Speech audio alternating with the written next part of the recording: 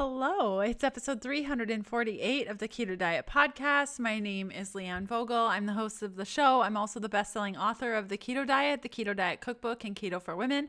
Thanks for hanging out with me today. We have a special guest on the show today. Her name is Casey Means. She's really smart and loves to talk about glucose. So we're going to be talking about glucose regulation and the surprising things that spike our blood glucose. So stick around for that. Also, I'd like to thank quickly our two sponsors of today's show. The first is Paleo Valley. They make fermented beef sticks that are the best snack. An awesome combination with nut butter. Surprisingly, give it a whirl. You can find out more details down below. And last but certainly not least, LMNT. They make electrolytes that are super salty and so satisfying. If you have adrenal issues and just energy issues, you're feeling flat, you get headaches, you have cramping in the muscles after workouts or before bed, when sleeping, you just need to check them out.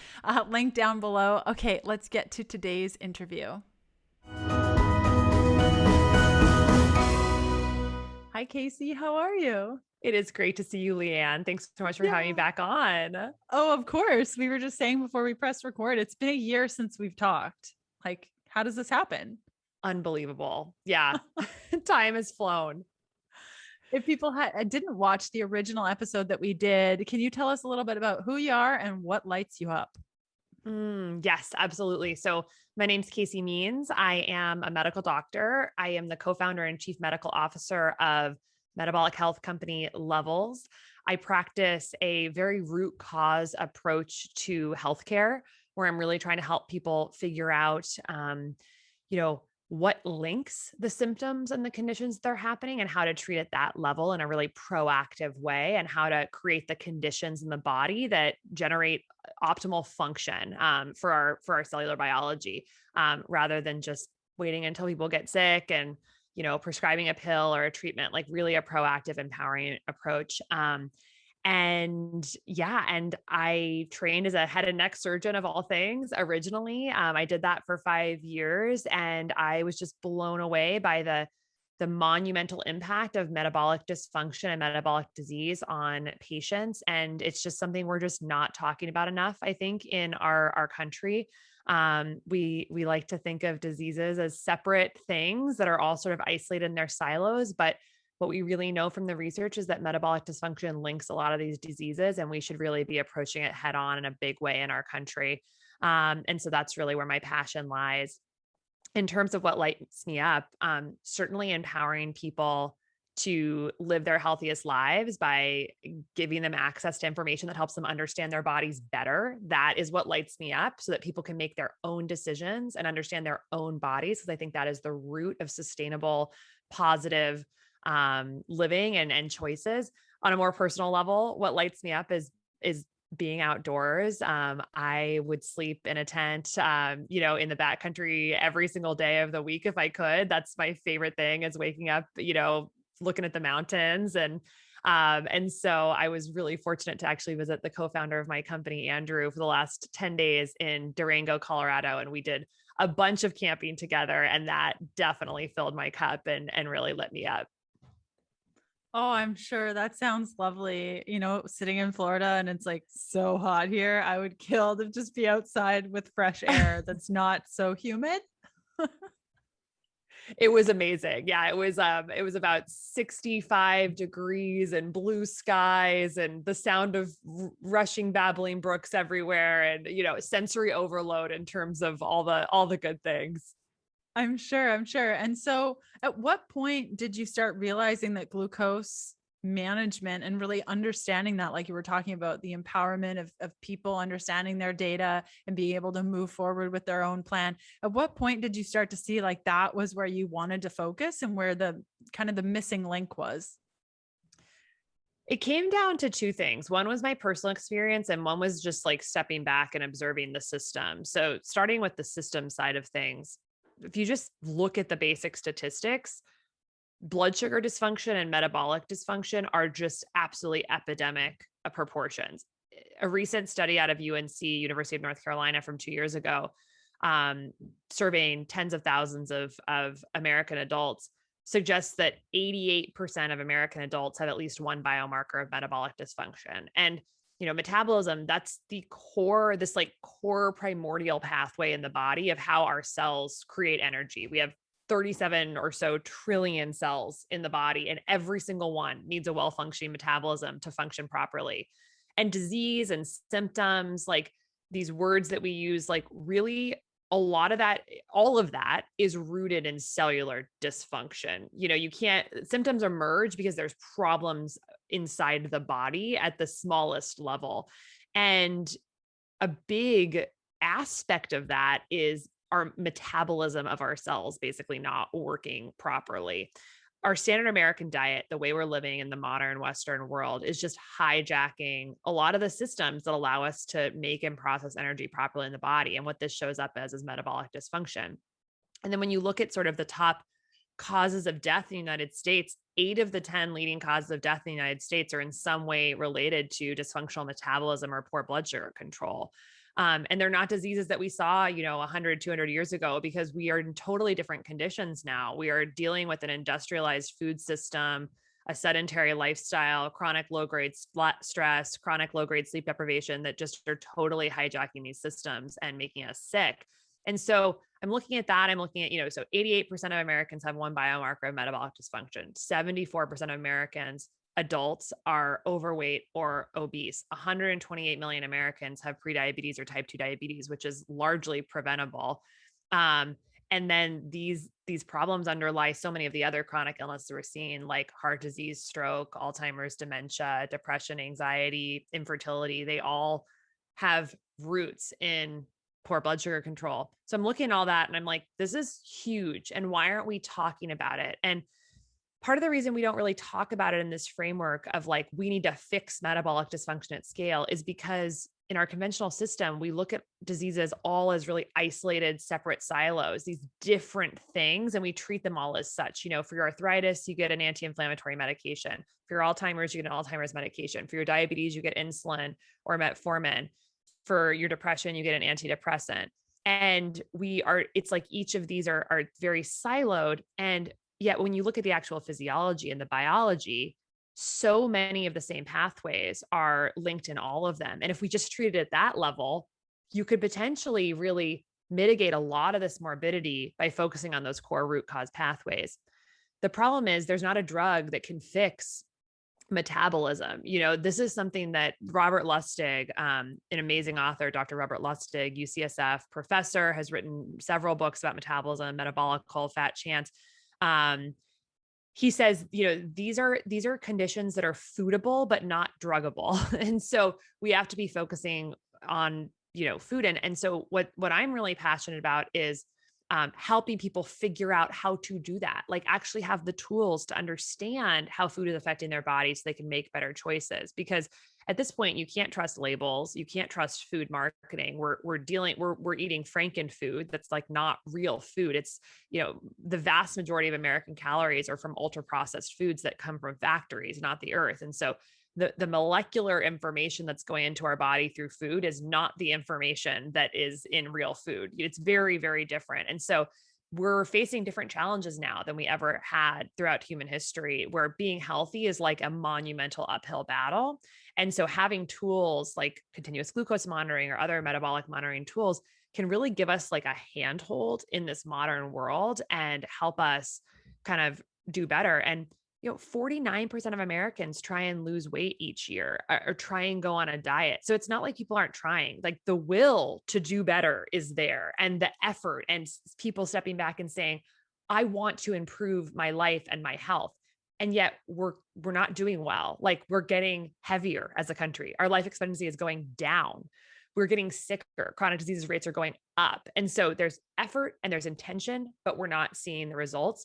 And I think one of the disconnects there is just the lack of information about our own bodies, the lack of awareness and biofeedback loop between what we're doing and what's actually happening, and be able to make then smart choices. So that's really the epicenter of where Levels lives. And so that was kind of the systems level issues that I saw that made me want to step back from the surgical world and do this. And then my experience in surgery was like the second piece of that, which is that, I was just basically Seeing so many patients who are dealing with inflammatory disorders. ENT is a lot of inflammatory conditions. It's like sinusitis, thyroiditis, laryngitis, all these itises are disorders of inflammation. And we know pretty well that one of the big causes of inflammation, drivers of inflammation in the body is sugar. And we're eating like 150 pounds of sugar per year, the average American adult, when we like 100, 200 years ago, we were probably eating less than 1 pound of sugar. So we're eating like 152 pounds of sugar. And I'm like, okay, so I'm treating inflammatory disorders. I know inflammation is triggered by sugar. We're eating 150 pounds of sugar per year per person.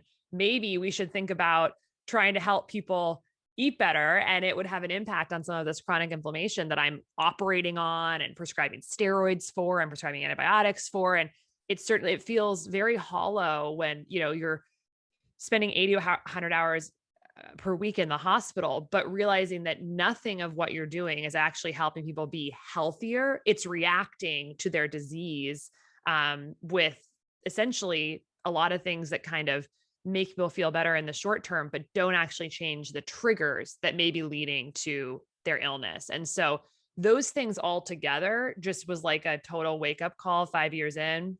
And I was like, there's enough people punching holes in sinuses and sucking the pus out and helping people. Like, this is not where I'm meant to be. Like, I'm meant to be helping shift the system such that we're addressing these things ideally decades earlier, and ideally keeping the vast majority of people out of the operating room. And that's the side of the game that I wanted to be on and really devote my clinical energy to. That's just phenomenal. And it's crazy to think that 49% of people try to do the diet thing.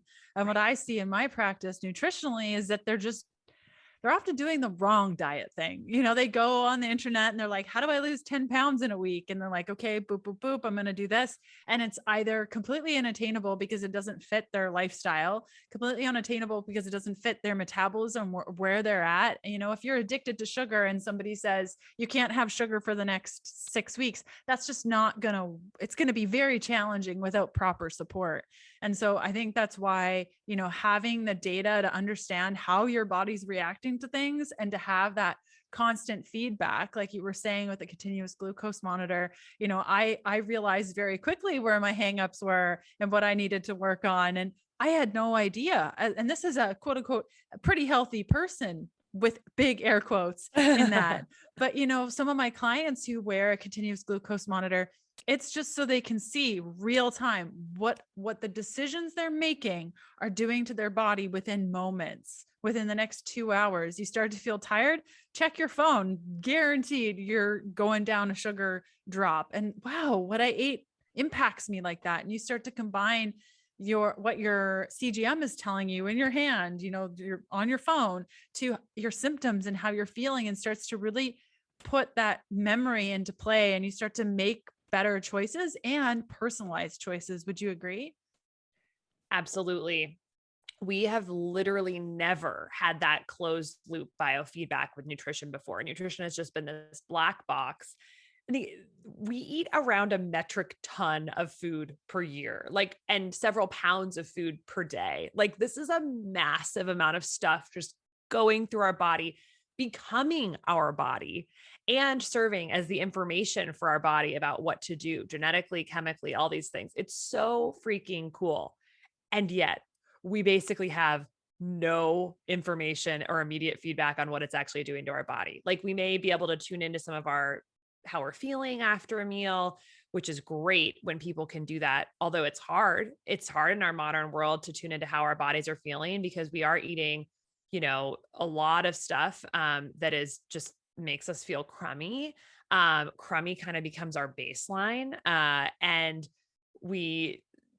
I think there's a lot of people out there who don't even really know what it feels like to feel like you're thriving or you're really on fire, because our bodies are filled with some of the stuff that doesn't make us feel that way. And so to be able to take this loop of, I made a choice, this is how I feel, and this is the objective data I got about it. Like, that trifecta to me is like the heart of body awareness and behavior change.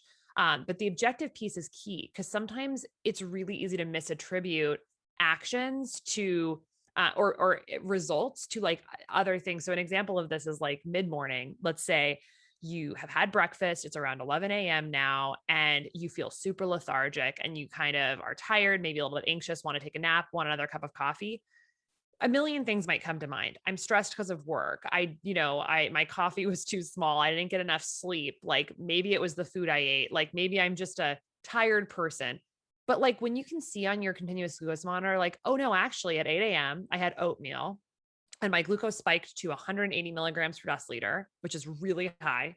And then I came crashing down and now I'm like waffling in reactive hypoglycemia. And now I'm tired. All of a sudden the misattribution is gone. You're like, no, this was the oatmeal. That didn't work for me. And I'm not saying that doesn't work for everyone. It does in this example.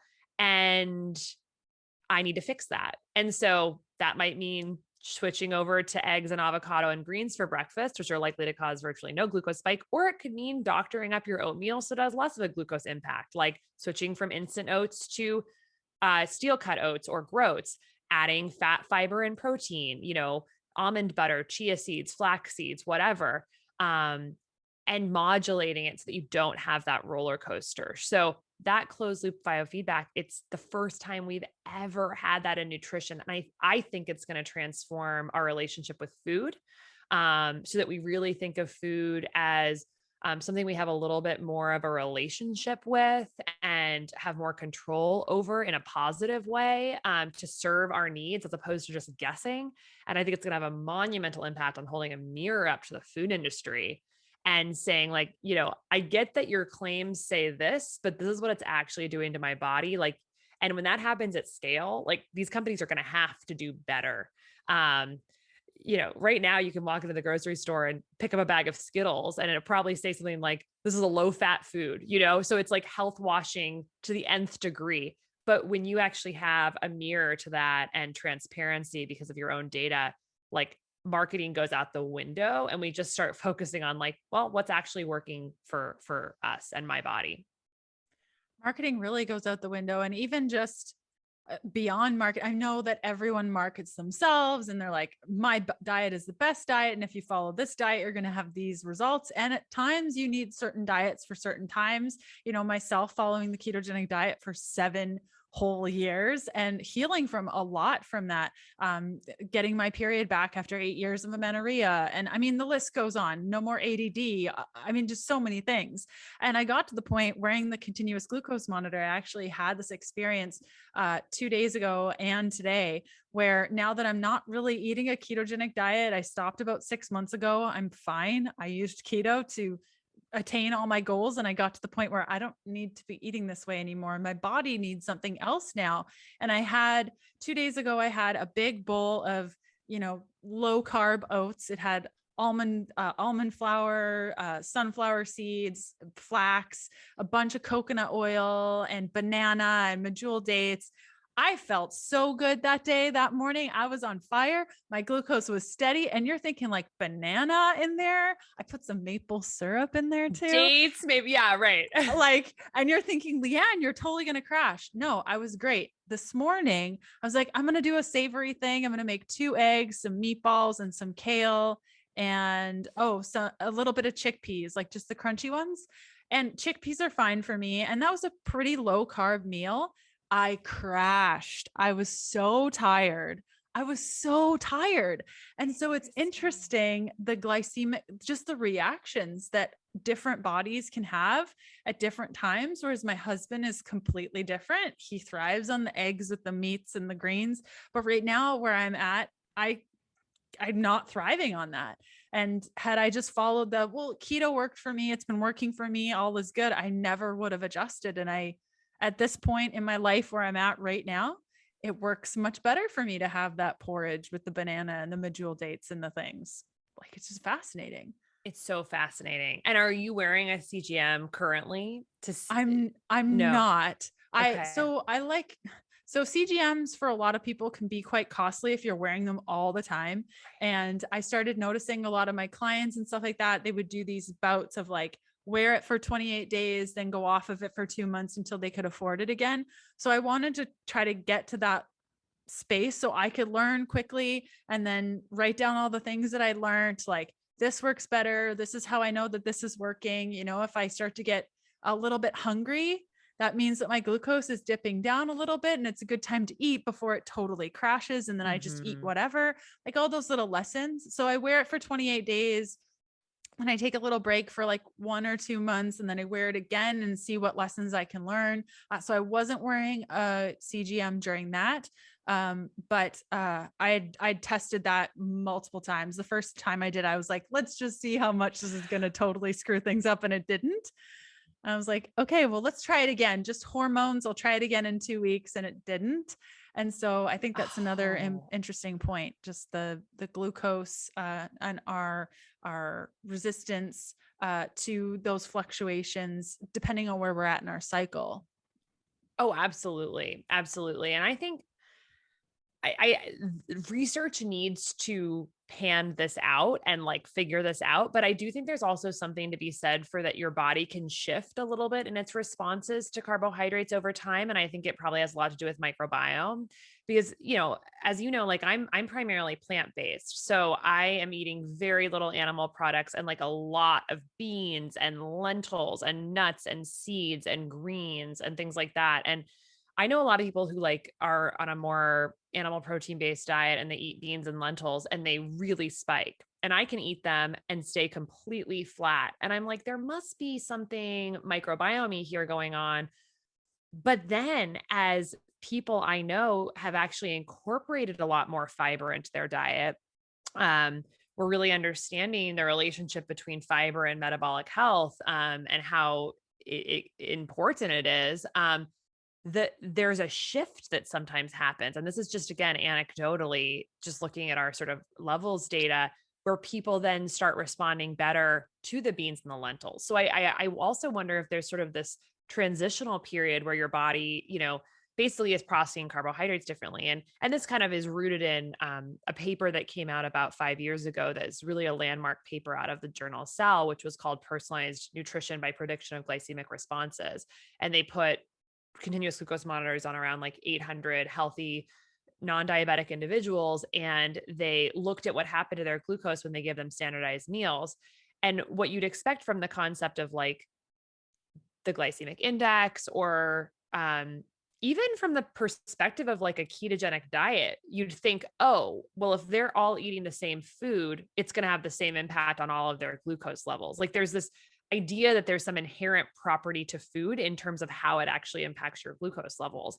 What they found was the opposite, which is that with a standardized meal across 800 people, people had wildly different glucose responses in terms of what actually made it from the food into their bloodstream and how that response happened, from completely flat to huge spikes and then all across the spectrum. So what this says to us is that there's something happening between the mouth and the bloodstream that's basically changing the way we're processing food. And they identified several factors that were related to that. Microbiome was a big one, you know, body composition and anthropomorphic features, which kind of can hint at insulin sensitivity. That was also related.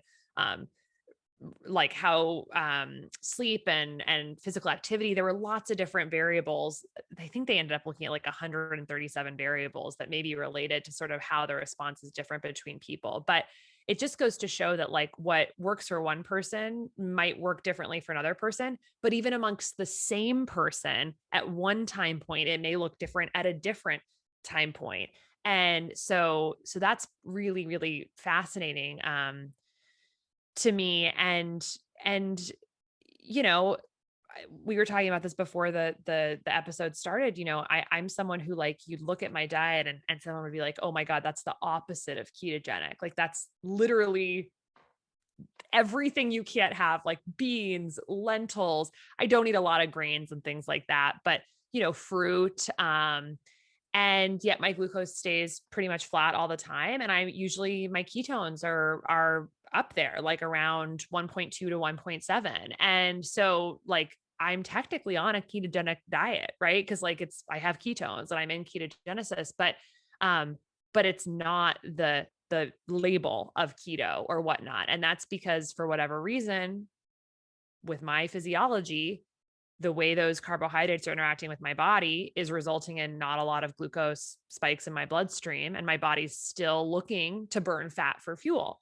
And so I just think there's like the future of the nutrition landscape and like how we talk about diets and dietary philosophies is going to look very different in the context of personal data. And my hope is that it kind of liberates people from the more restrictive, like I've got to do it because this is what the pamphlet says, to more like, oh, like there's a lot of different roads to getting to the goal I want. And for a lot of us, I think the goal is, I mean, obviously to feel good, to be a healthy weight, but also metabolic flexibility, like the kind of this like crowning jewel of metabolism, which is this idea that we can like burn fat efficiently, we can burn carbs efficiently, and our body can kind of bounce back and forth, which we know is associated with longevity and is like a really good state to be in. And to know that there's more than one way to kind of pass go on that, and that it's likely very individual and changes over time, I think is really fun and empowering, and is going to hopefully liberate people from like feeling restricted or confined by a specific dietary philosophy. And I'm glad you mentioned that too. I find a lot of people will find something that works for them and they'll hold on to it for a long time, and things will start to not work anymore. They'll be like, no, no, no, but it worked. It worked 2 years ago. I just need to get back to what I was doing, and it'll be okay. And I think what a lot of people don't realize is that there's a time for certain things. And as your body shifts, changes, evolves. I mean, especially if you're a woman and your hormones at different times and life phases, how much stress you have, how hydrated you are, where you're living, all of those things impact the type of diet that you respond best to, what nutrients you need. Your gut permeability can cause issues with your glucose regulation. I mean, there's so many possibilities. And I guess that leads to my next quite bigger question, which will probably break down a little bit more, but the surprising foods that spike your blood sugar, like, for example, people should know this, but certain keto bars, I know that when I first got my CGM, I was like, let's see what I'm reacting to. And I was blown away at how many bars were not actually that great, or how many I Wow. needed to pair with nut butters and things in order for them to be properly, like, so I wasn't like up, down, up, down. What are some of the surprising foods that you've noticed in the levels data and just yourself personally that's like, what? Yeah. Well, some of them probably won't be super surprising to this audience because people are quite familiar with keto, but I think that they're surprising in the sense that we consider them healthy foods, but they may have this bit of, at least in my body, or, collateral, like this collateral, I don't want to say damage, but like impact. And the way I think about food is like, you want to maximize. I mean, we only have a certain number of calories per day that we're going to eat, like whether that's between like 2 or 5,000 or whatever, depending on your body. And, in each bite, we're putting in the information of like what's going to build our bodies, but also give the information to tell our bodies how to function. So I think of food as this very precious, like, interaction. It's like depositing into the bank of yourself, like this information that's critical. And so you want to get every nutrient, every possible exciting, fun building block and molecular information to tell your body what to do possible within that set amount of calories that you have per day, with as little damaging stuff as possible. So for me, that looks like just the most nutrient dense, like amount of stuff I can get. And ideally, in terms of like the stuff that can be harmful, like ultra processed sugars and grains, pesticides, chemicals, like any of that stuff. Cause it's like, I want the balance sheet to ultimately be more positive and like not negative. And so that's kind of how I think about some of these foods that like in me were surprising. So some of the big ones personally were like sweet potatoes, all grains, essentially. Certain fruits like grapes, massive, and corn. So if you just look at like myplate.gov or whatever, like basically those are all foods that you want to fill your plate with. But in me, they cause gigantic glucose spikes. Like, oatmeal is another one, certainly, like up to 170, 180. So like 80-point jumps from my baseline and then a crash afterwards. So I don't feel good. It's causing a big insulin release in my body. So even though there's positive nutrients there, for me, that collateral impact is making that food like less of a great thing on the balance sheet. And it's interesting, like it's not like I, have to eliminate these forever, but I can be at least aware that like, if I'm going to eat sweet potatoes, I better not load my plate with a bunch of other carbohydrates. And I should probably add some like tahini and chia seeds to get some fat and fiber on that as well. So it's just more of an awareness. And also like in the grain situation, for instance, like if farro and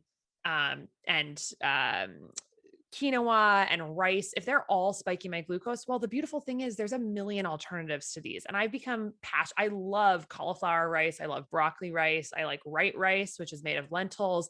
These don't spike my glucose and like have a bunch of nutrients as well and fiber. And so if you can think about swaps or alternatives to like continue to enjoy the food that you love, but not have that side stuff, like that's ideal.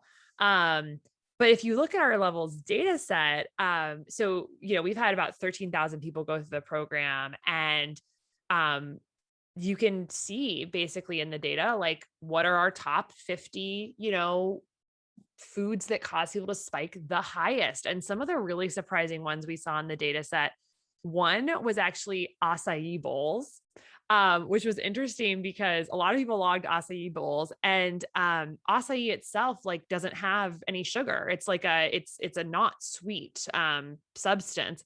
But you think about the way these are prepared, like they're often blended with lots of tropical fruit, and there's like honey on top, and banana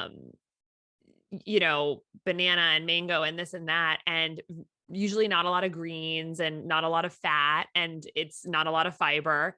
And so it's just this sort of like juice blended sugar bomb. And so tons of great nutrients, phytonutrients, all that stuff, but you don't want that huge glucose spike. So like there's so many ways to tweak that, like make it more of a green smoothie, add lots of greens, use lower glycemic fruits like berries, like skip any sweetened nut milks in there, skip the honey, and add more things like coconut or chia seeds or flax or hemp or whatever. Totally transform it. I bet you could get it down to a really low spike, but that was actually one of the top 40 spikers in our entire data set, which was kind of interesting. This one, sushi, like very commonly logged, one of our top 40 spikers. Not surprising, white rice, but some people do, assume like, oh, it's white rice that has been cooled generally. And so that will increase as the resistant starch concentration, maybe make it better, but that's not what we see. We see huge spikes with sushi. So I have become a big lover of cauliflower rice sushi. And it's actually really good and so easy to make, and it causes zero glucose spike. I've posted this on my Instagram several times. It's like, it takes literally 5 minutes to make a ton of this cauliflower rice sushi. So that's an alternative, but also like maybe lean more towards sashimi, where you're just eating like a beautiful piece of raw fish, or preload your sushi meal with roughage, like a big salad with some vinegar and fat and fiber and protein before eating the sushi. We know that if you sequence your carbs last in the meal, you can often have a much lower response. So there's lots of ways to kind of tweak that. A couple others, oatmeal was one of our really big ones that's surprising to a lot of people, probably not surprising to you or I, but like in its standard form that it's eaten, which is often like instant oatmeal with fruit on top, maybe a little brown sugar, like just through the roof. That was one of our biggest. Grapes was the fruit that had the highest spike of any. I think that one's kind of interesting because like grapes compared to berries, they have about twice the sugar per gram essentially. And grapes are interesting because you often don't eat them with anything else. Like you just grab grapes and pop them in. Whereas like I never do that with blueberries. Like I'm always eating blueberries with like a high fat yogurt with nuts and stuff. So you're getting that like built in buffer. I rarely ever eat an apple alone. I usually eat it with almond butter, or something like that. But grapes, you just pop in, and they have very little fiber. And so it's one where like, I would not recommend eating them all by themselves or in a large quantity. Like eat them with the charcuterie board, right? With like nuts and cheese and other stuff.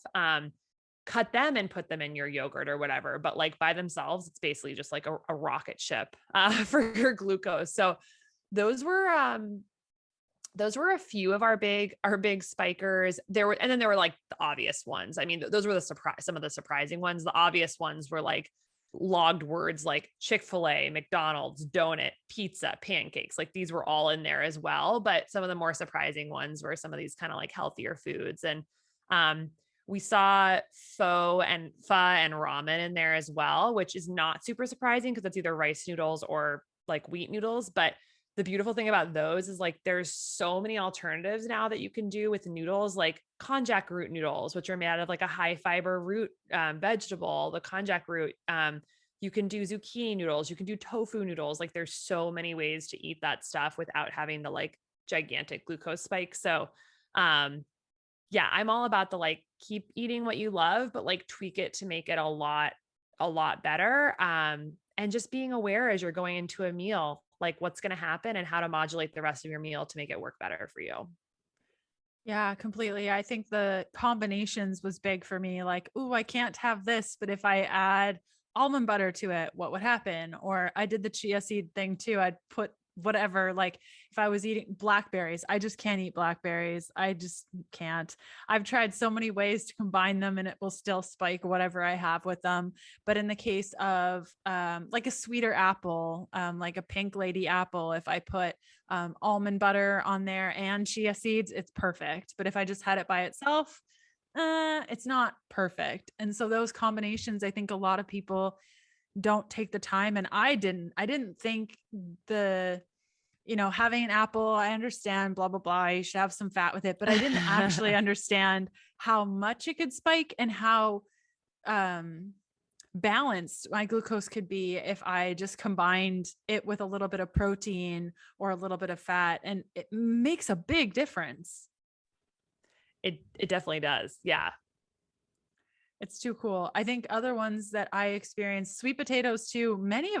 I haven't seen a CGM data from any of my clients when we're doing carb ups and things where they can handle sweet potatoes, but I can handle white potatoes just fine, like completely fine. Oh, that's fascinating. I've seen this. There's definitely this handful of people who like white rice, brown rice, white potatoes, like very little response. So yeah, fascinating. Isn't it? Whereas blackberries, I mean, I would just, if I was a little bit snacky, I would have some coconut butter and blackberries. I do not do that anymore. Like it's like, it doesn't matter what I combine. Cassava also, that's like a major thing for paleo people. They make pancakes and stuff with it. There's no way that cassava works. And all the keto sweeteners, even stevia, was an issue for me. And so that's really, I don't know if it's an allergic response with some of the items too. I've started to wonder, like, if I'm eating this and it really shouldn't spike my glucose, I wonder if this is an allergy. It'd be fun to kind of play around with that and see what comes about there. And definitely. And you said that you don't eat meat, that you do a lot of lentils and things like that. Any advice for people listening that want to follow a low carb diet, but just all the animal products they just can't get down with? Yeah, absolutely. So, and I will say, like, I eat a little bit of animal protein. Mostly it's in the form of sardines, basically, and like salmon. I'll eat a little bit of like really high omega-3 fish now and then. And that's a difference for me from a few years ago. I was like 100% whole foods plant-based for several years. And it was similar to your experience, actually, where like I was using that diet as a way to heal myself from some health issues that I was dealing with. And it did it. Like it was magical. In a couple months of a totally whole food plant-based diet, like I'd reversed the couple of things that I was dealing with. And now a few years later, I'm training differently. Life is just different, and my body seems to respond really well to some high omega-3 fish. And like, every now and then, like a few ounces of some pasture raised beef. And it's still, I would say I'm 97% plant-based, but like just a little bit of that sort of adjusting and modulating and sort of is a nice process to kind of go through and loosen up a little bit on some of the rigidity that we can have when we've really been dedicated to a diet that's had huge benefits in our lives. So some takeaways for people who want to do like essentially low carb, but don't really want to eat a lot of animal products. The first thing I would say in terms of a framing difference is like, one thing is maybe not focusing as much on low carb and focusing on low glucose spiking, because those are two different things. Like, two people can eat the exact same amount of carbohydrates and have different amounts of glucose absorbed into their body. So for one person, it may look like higher carb actually can achieve that. And what we really want to focus on is the bottom line, which is like what's happening in our bodies in terms of the glucose spike. And so that's a framing shift I would just start with. The second thing is just really focusing on fiber. And if you are looking at carbs, like net carbs, because it's just amazing. Like an entire can of black beans, like there's 9 grams of fiber per serving, and there's like about 3.5 servings per can. So you're looking at like over 30 grams of fiber, which are essentially like not going to be digested by the body. And so again, some people, they still spike on beans, but like, I think that, that like just really emphasizing fiber in the diet can be like a great way to try and kind of be plant-based and still keep the glucose low. If you're on a plant-based diet that has very little fiber and you're kind of eating more of like the processed plant-based stuff that's like deplete of fiber, you're going to get big glucose spikes. But the more you can incorporate fiber at like every meal, I think the better. And this kind of goes without saying, but like avoid all of the processed grains and sugar. Like that should not be a part of a plant-based diet. So that means like refined white flour, whole wheat flour, like refined sugar is basically packaged in processed foods. Like stick with foods that are as close to the earth and unrefined as possible, because they're going to have less of a negative metabolic impact. So and then I would say, if you do have a CGM, like experiment with some of your favorite plant-based foods and learn during that 28 days that you have it on. You may learn that certain grains are fine for you and others cause really large glucose spikes. So you can just like take that information and run with it. But if you don't have a CGM on, I would say just sticking with some of the principles. Like if you're going to eat grains at your meal, like don't load up on a bunch of other carbs during that meal. Like also have sweet potatoes and also have cassava or something, like, a cassava tortilla or something. That's going to be a lot. So kind of just like be very thoughtful about where you're doing your carbs and look for the swaps. Like I said, like cauliflower rice and broccoli rice is in every frozen section, pretty much at every grocery store I've been into. Like I always have like 5 or 10 of those in my freezer, or, they're $3.99. And anytime a recipe calls for rice, I just use cauliflower or broccoli rice. And it's so simple. It's really cheap, and it's not going to spike virtually anyone's glucose, I would assume. And yeah, so those are some of the recommendations I'd make, kind of to start with. I love that, Casey. Oh my gosh, I could pick your brain forever and have a conversation with you, but sadly can't. So where can people find more from you? I'm going to include a link to Levels in the show notes for people that want to check that out. That's the CGM that I've been wearing for, I think, over a year now, off and on. Any other things that you want to share with us? Your Instagram, which you mentioned before. Yeah. So definitely check out levelshealth.com, sign up for the newsletter. There's great information there. Really recommend levelshealth.com/blog. In particular, there's a lot of, it's just incredible articles about metabolic health written by the top metabolic health thinkers in the country, but there's a lot of practical advice in there too. So look up the food articles if for people who are like trying to think through actual tactical like foods. We've got a great article similar to what we talked about in the podcast. That's 10 surprising glucose spiking foods and why. A lot of swap articles. So like if you like pasta, here are these alternatives that are nutrient rich and are less likely to spike carbs, similar for bread, lunch, dinner, holidays, desserts, breakfast, and these are just like very deeply curated by our team and based in data. We have a foods we love section of the blog, which are like foods that have deep research around them about how they support metabolic health. So things like turmeric or flax. It's just a real amazing resource. And then my Instagram is Dr. Casey's Kitchen, Dr. Casey's Kitchen.